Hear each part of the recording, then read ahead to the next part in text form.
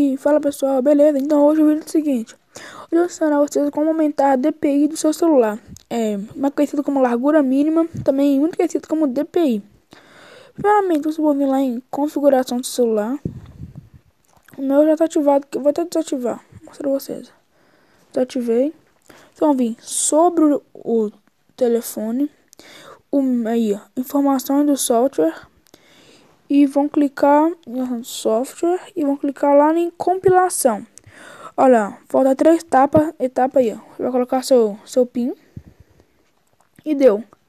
Vai clicar ali umas 5, 6 vezes aqui, ó, com número de compilação. 5, 6 vezes, aí você vai sair, vai estar aqui embaixo, opções do desenvolvedor. Vocês vão clicar, procurar largura mínima, aqui ó, largura mínima, DPI, tá escrito DP. Vocês vão colocar como você quiser.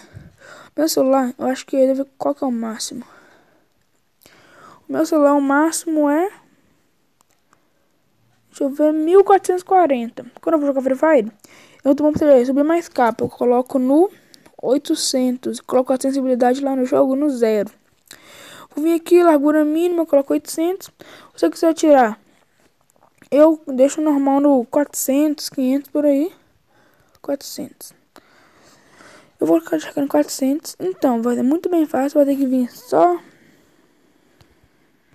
ouvindo configurações sobre o celular, o telefone, informações do software.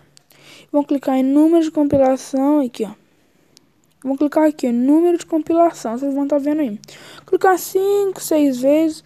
Aí vai aparecer a opção de desenvolvedor habilitada. Vão clicar lá e lá em largura mínima, como eu falei já. Largura mínima e aumentar, beleza? Então, galerinha, esse foi o vídeo. Se você gostou, deixa seu like, se inscreve no canal. Até o próximo vídeo e falou!